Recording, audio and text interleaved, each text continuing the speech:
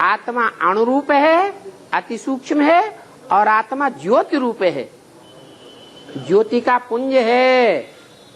वो ज्योति, वो अणु, वो सितारा हमको याद करना है, प्रैक्टिस करनी है, खास करके सवेरे सवेरे।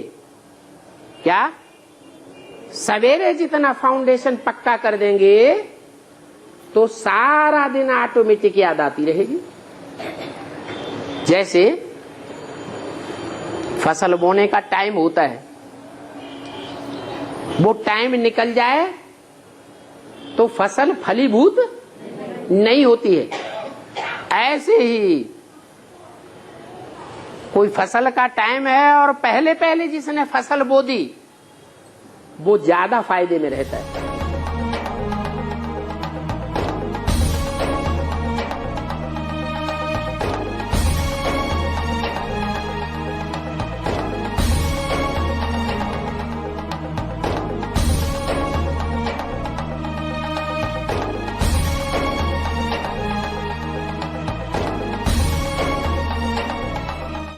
अगर सभी मनुष्य ये समझ जाएं, हम ये शरीर नहीं है, ये शरीर तो मिट्टी का पुतला है, हम तो आत्मा है। तो आत्मिक स्थिति में रहने वाला कभी किसी से घृणा नहीं करेगा। आत्मा आत्मा भाई भाई की स्टेज में आ जाएंगे। जो समय चल रहा है अभी, उसमें कुछ भी हो सकता है, किसी भी समय हो सकता है। इसलिए अपने स्मृति का स्विच बहुत पावरफुल बनाओ कि जब भी कुछ ऊपर नीचे हो तो आत्मिक स्थिति में स्थित हो सके। सेकंड में स्विच ऑन और अनुभव स्वरूप बन जाओ, अनुभव की अथॉरिटी स्वरूप बन जाओ। स्विच ढीला होता है ना तो घड़ी घड़ी ऑन ऑफ करना पड़ता है और ज्यादा समय लग जाता है ठीक होने में। लेकिन सेकंड में स्विच ऑन, स्वमान का स्विच ऑन, स्वराज्य अधिकारी पने का अंतर्मुखी होकर अनुभव करते जाओ। चढ़ती कला का आधार है आत्मिक स्थिति और उतरती कला का आधार है देहभान। भ्रष्ट इंद्रियों का चिंतन देहभान में लाता है और श्रेष्ठ इंद्रियों का चिंतन आत्माभिमानी बनाता है। वो रूहानी बाप आकर के हमको बता रहा है कि बच्चे सुबह उठो तो सबसे पहले क्या याद आना चाहिए? अपनी आत्मा याद आए। ये आत्मा का फाउंडेशन सवेरे सवेरे अमृत वेले अगर पक्का डाल लेंगे तो सारा दिन आत्मा की और परमात्मा की याद सहज होती जाएगी। स्व स्थिति बनावेंगे तो परिस्थिति से दूर रहेंगे। परचिंतन होता है उससे दूर रहेंगे, परेशानी से दूर रहेंगे।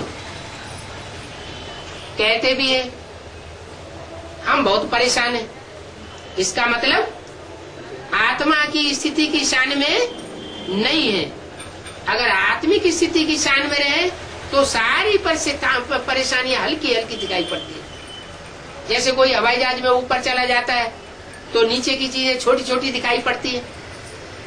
ऐसे ही अगर रूहानी स्टेज बना ली जाए, आत्मिक स्टेज बना ली जाए तो इस दुनिया की बड़े से बड़ी परेशानी बहुत छोटी छोटी हल्की हल्की दिखाई पड़ेगी। तो अभी बाप आए हैं हल्का बनाने के लिए, वो खुद भी हल्का फुल्का है और हमको भी आकर के हल्का फुल्का बनाता है। आत्माभिमान बाप की याद दिलाता है। खुद आत्मिक स्थिति में होंगे तो ऑटोमेटिक बाप याद आवेगा, और कोई न कोई देह की देहधारी की याद में होंगे, देह के पदार्थों की याद में होंगे तो ऑटोमेटिक बाप भूल जाते।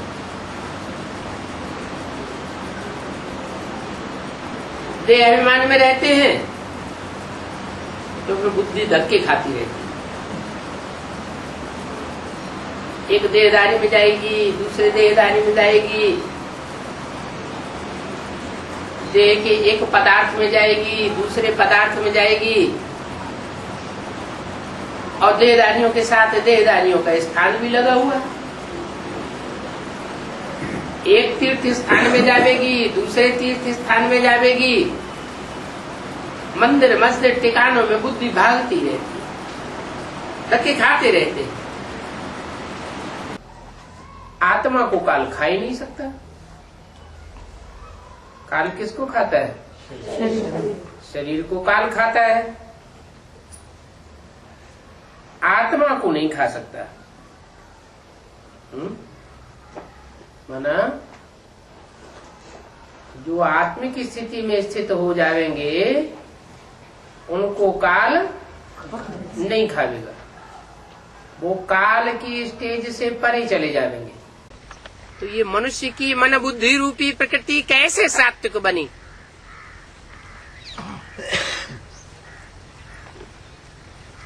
स्वचिंतन से बनी। स्व माने आत्मा। आत्मिक चिंतन में जितना हम रहेंगे उतना हमारी प्रकृति, हमारे स्वभाव संस्कार स्वतः ही सात्विक बन जाएंगे और हमारा वाइब्रेशन सात्विक होने से अगला जन्म जो हमें मिलेगा वो सात्विक परिवार में मिलेगा, सात्विक वातावरण में हमारा जन्म होगा। अगर आत्मिक स्थिति में स्थित होंगे, परमात्मा स्थिति में स्थित होंगे तो कर्म अकर्म हो जाएगा। क्या कर्म अकर्म होता रहेगा? क्यों? क्योंकि देह की याद ही नहीं है। जब देह की याद ही नहीं है तो देह का कर्म बंधन भी नहीं बनेगा।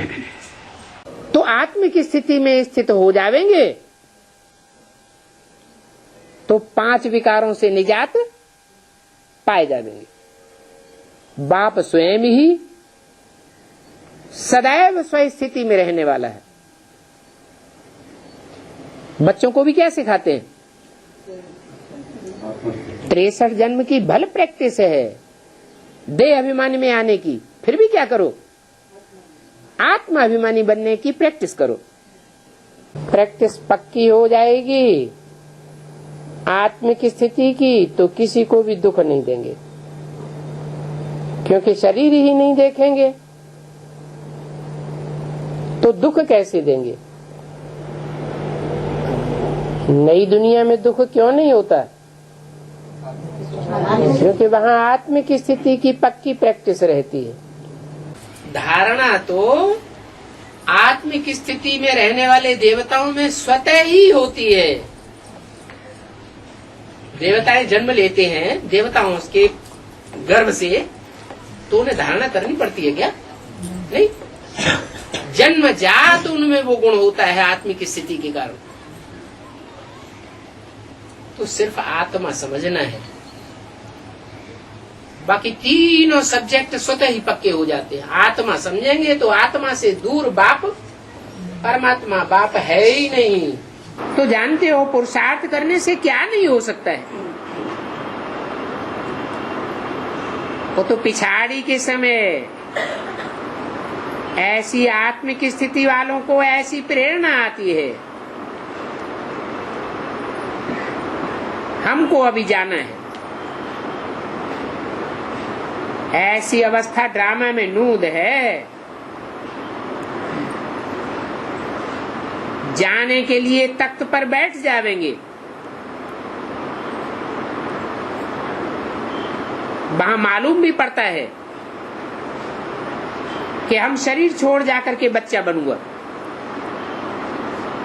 वैसे ये भी मालूम पड़ेगा कहां भी होंगे ऐसे ही बैठे बैठे जावेंगे। बाप दादा ने कई बार इशारा दिया है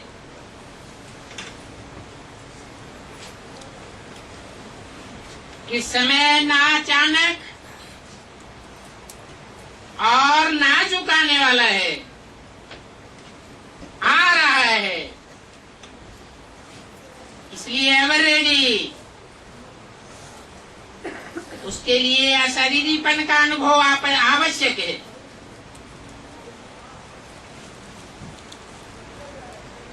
कितना भी कर्मों में बिजी हो, लेकिन बिजी होते हुए भी 1 सेकंड अशरीरी बनने का अभ्यास अभी से करके देखो। आप कहेंगे हम तो बहुत बिजी रहते हैं।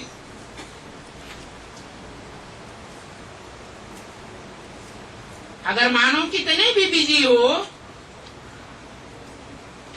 आपको प्यास लगती है तो क्या करेंगे? है? पानी नहीं पिएंगे? प्यास लगती है, गला सूख रहा है, तब आप कहते हैं हम तो बहुत बिजी हैं। क्या करेंगे?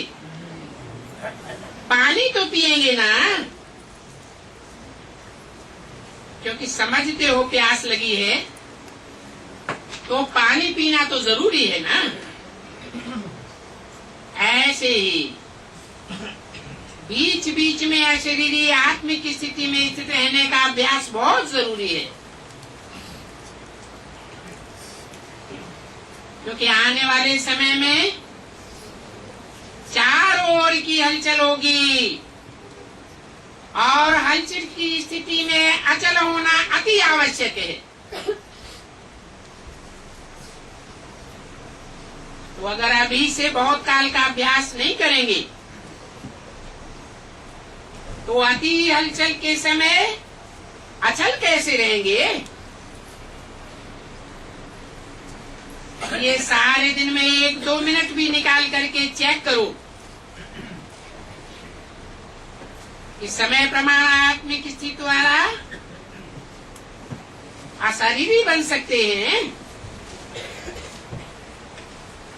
चेक करो और चेंज करो।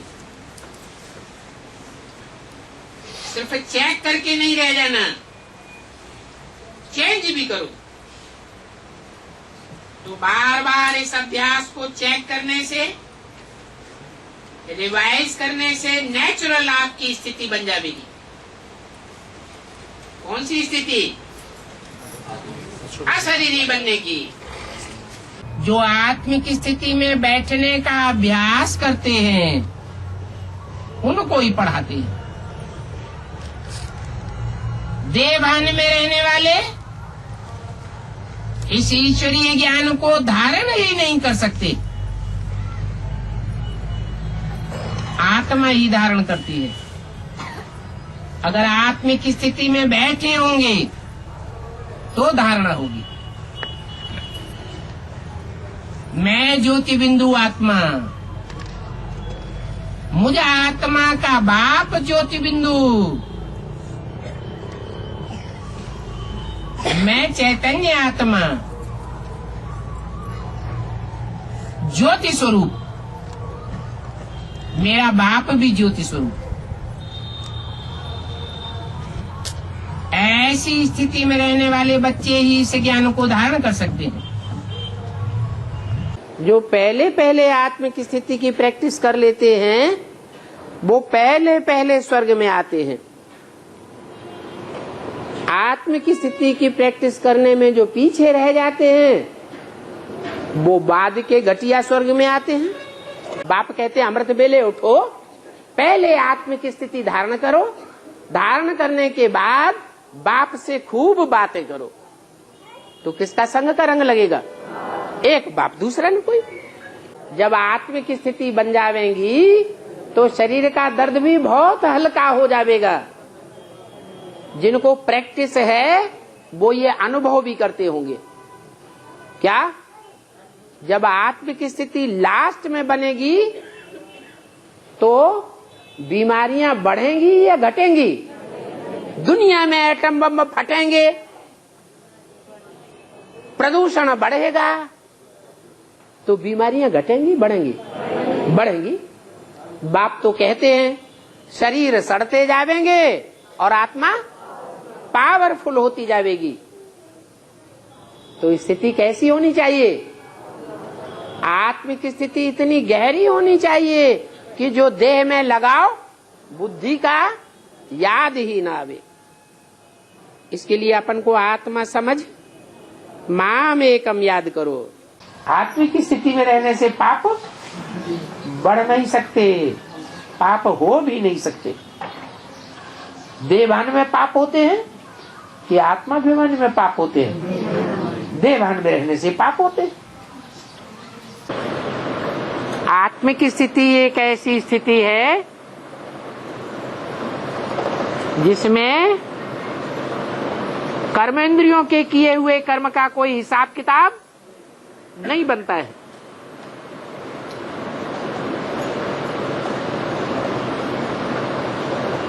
जैसे वो हठ योगी होते हैं, कहते हैं हर मनुष्य आत्मा के जीवन में श्वासें हैं। जितनी श्वासें हैं उतनी आयु होगी। तो वो तो कुंभक लगा करके श्वास रोक करके बैठ जाएंगे, समझते हमारी इससे आयु बढ़ जाएगी। परंतु श्वास रोकने की बात नहीं है, ये तो आत्मिक स्थिति में बैठने की बात है। निरंतर आत्मिक स्थिति पक्की हो जाए, जिनकी आत्मिक स्थिति पक्की होती जाएगी उनकी भूख प्यास भी कम होती जाएगी। सवेरे सवेरे ये प्रैक्टिस अच्छी करनी चाहिए, कूटना चाहिए उठते ही 10-15 मिनट। क्या कि मैं ज्योति बिंदु आत्मा हूँ, स्टार हूँ। जो भी सामने आए उसको किस रूप में देखें? स्टार के रूप में देखें। फाउंडेशन दिन का पक्का हो जाएगा तो सारा दिन आत्मिक स्मृति बनी रहेगी। इस आत्मिक स्थिति में रहने से आत्मा के सारे गुण आ जाते हैं। देवान में रहने से सब प्रकार के अवगुण समा जाते हैं। मन मना भव जो बाप की स्टेज है, आत्मिक स्टेज, उसी स्टेज में हम भी रह जाए। टाइम वेस्ट न करें। क्या ये स्टेज ही अंत समय में काम आवेगी? जब विनाश होगा, चारों तरफ खून खराबा होना शुरू होगा, लोग वायरे हो जाएंगे, पागलों जैसे आसन करने लगेंगे, उस समय आत्मिक स्टेज ही काम में आवेगी। जो आत्मिक स्थिति में स्थित होंगे उनको भगवान की कनेक्शन करने में सुविधा होगी, भगवान से उनका कनेक्शन जुट जाएगा। आत्मिक स्थिति में पक्के नहीं होंगे तो उनका कनेक्शन नहीं जुटेगा। इसलिए अभी से पक्का करना है। क्या? मन मना भव अर्थात मैं ज्योति बिंदु आत्मा हूँ। स्टार यहाँ चमक रहा है, जैसे आसमान में स्टार चमकता है, ऐसे कहाँ चमक रहा है? ये आत्मा रूपी सितारा भ्रकुटी में चमक रहा है, और इस आत्मा रूपी सितारे का बाप है वो शिव ज्योति बिंदु, जो इस सृष्टि पर हमको लेने आया हुआ। बाबा आत्मिक स्थिति कब बनेगी?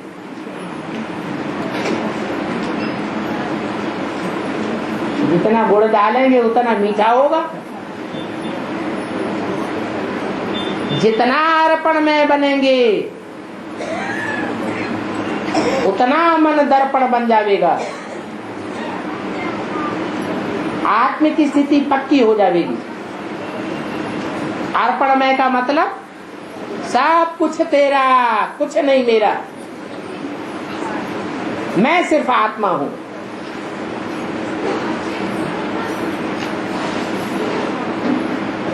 तो जरूर आत्मिक स्थिति बनेगी।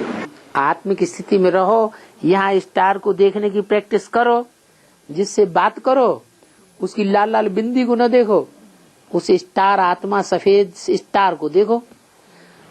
देखते देखते ऐसी प्रैक्टिस हो जाए कि किसी के भी चेहरे को देखो, चाहे पुरुष को देखो, चाहे स्त्री को देखो, बच्चे को देखो, बूढ़े को देखो, क्या दिखाई पड़े? वो स्टार सफेद दिखाई पड़े।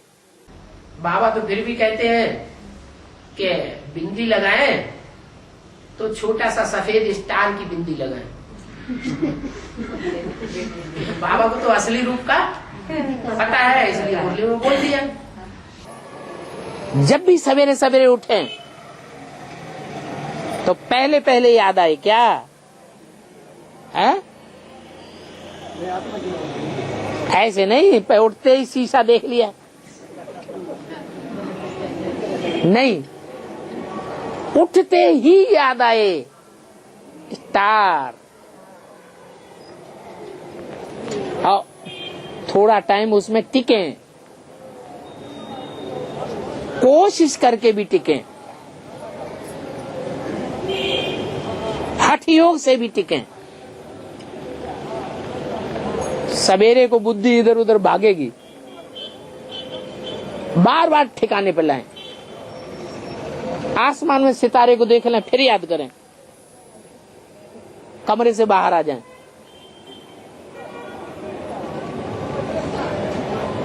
जितनी प्रैक्टिस करेंगे सवेरे को आत्मिक स्मृति की, सारा दिन आत्मिक स्मृति पक्की रहने से बाप की याद काम करते करते भी आती रहेगी, याद ही सहज हो जाएगी। और ऐसे नहीं, रात को जब सोते सवेरे को उठते हैं तभी, अगर दोपहर को भी सो जाए तो सोने के बाद जब उठें तो पहले पहले आत्मिक स्थिति बने। स्टार को याद करें, फिर देखो सारा दिन अवस्था बनती है कि नहीं बनती है। ये क्रिमिनल आई जाने का तरीका बताता हूं, कैसे जाएगी क्रिमिनल आई कि देह को न देखो, क्या देखो, आत्मा को देखो। अभी बात समझाते हैं कि बच्चे सिविल आई बनो, प्रैक्टिस करो। जब तक क्रिमिनल आई है तब तक तुम पतित आत्मा हो। जब पावन आत्मा बनेंगे तो एक दूसरे को स्त्री पुरुष के रूप में देखना भी भूल जाएंगे। स्त्री पुरुष की भी याद नहीं आवेगी, क्या देखेंगे, आत्मा आत्मा, भाई भाई देखेंगे। तब समझो कि हमारी क्रिमिनल दृष्टि उड़ जाएगी, आत्मा ज्योति बिंदु याद आवेगी, तो परमपिता परमात्मा भी सहज सहज याद आवेगा। ये स्वधर्म में टिकने की बात है। स्व माने आत्मा, धर्म माने धारणा। आत्मिक स्थिति की धारणा में तुम 5 मिनट से भी शुरुआत करेंगे तो भी तुमको बहुत फायदा होगा।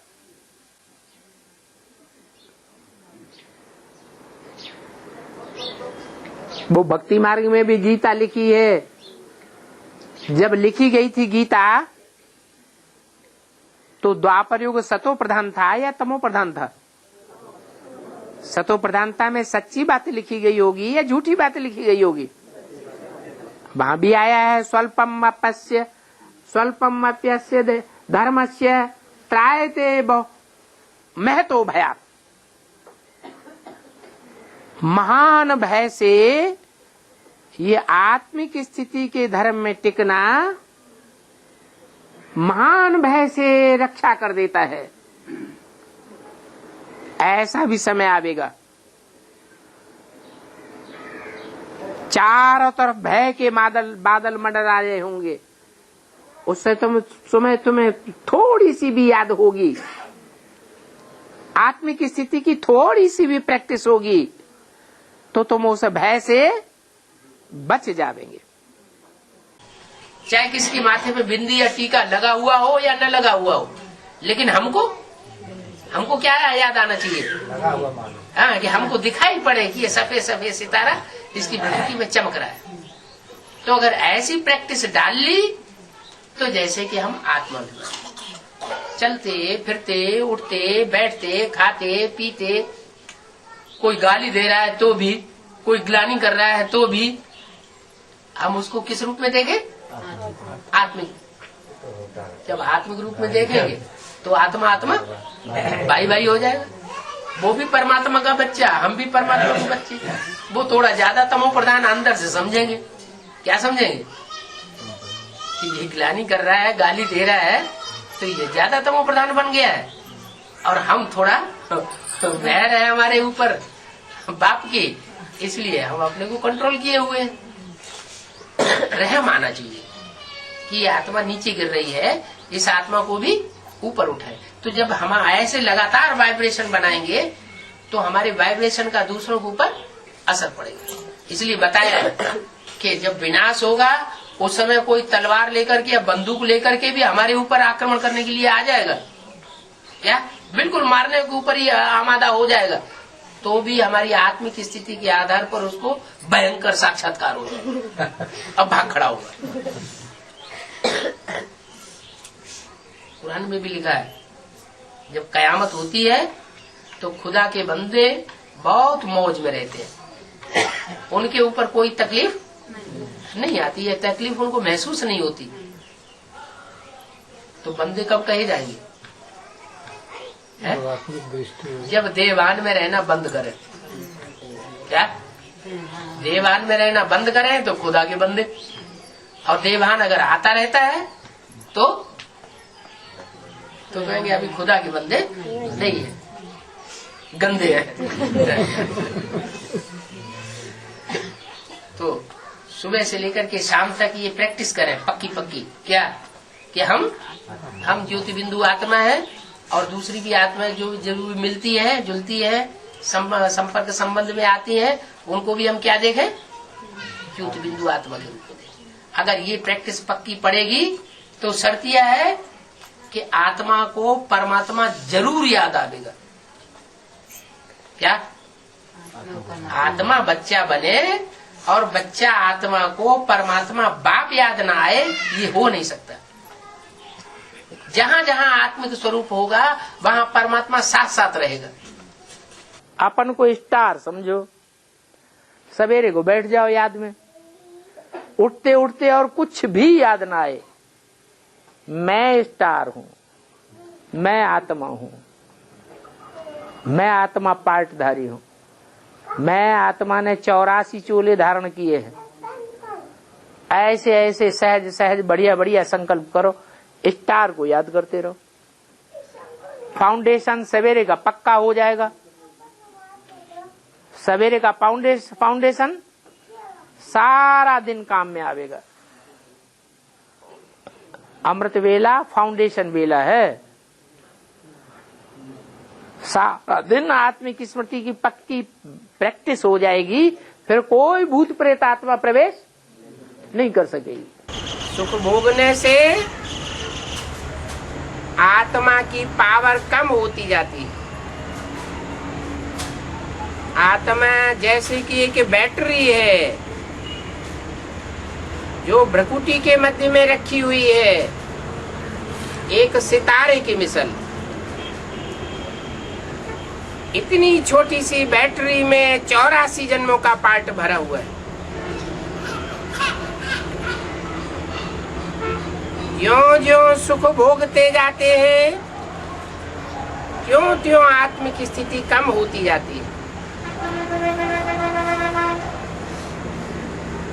देवभान आने से दुख बढ़ता है। काम क्रोध लोभ मोह अहंकार बढ़ता है। अगर अपन को आत्मा ही समझें, पक्की प्रैक्टिस करें, तो काम विकार भी तंग नहीं कर सकता। अपन को देह समझते हैं तो देहभान आने के कारण काम विकार आता है। देह समझने से क्रोध आता है, लोभ आता है, मोह आता है, अहंकार आता है। अगर अपन को आत्मा समझें, दूसरों को भी ज्योति बिंदु आत्मा के रूप में देखें, तो पांचों विकारों की प्रवेशता नहीं हो सकती। ये प्रैक्टिस अभी परमात्मा बाप आकर के कराते। इस एटॉमिक एनर्जी से सारी दुनिया का ध्वंस होगा।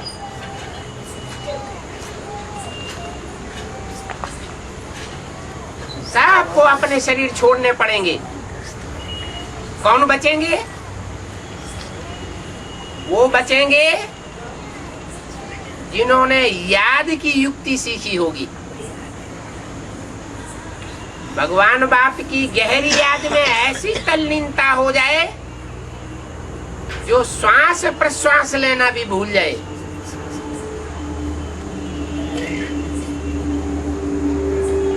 एटॉमिक विस्फोट उनको असर ही नहीं करेंगे। जो बदबू फैलेगी वो उनको प्रभावित नहीं करेगी। बाकी जिन्होंने उस योग की, राजयोग की प्रक्रिया को नहीं सीखा होगा, उनको तो जबरियन शरीर छोड़ना ही पड़ेगा। हाय हाय करके शरीर छोड़ेंगे और अंत मते सो अनेक जन्मों के लिए गति बन जाएगी।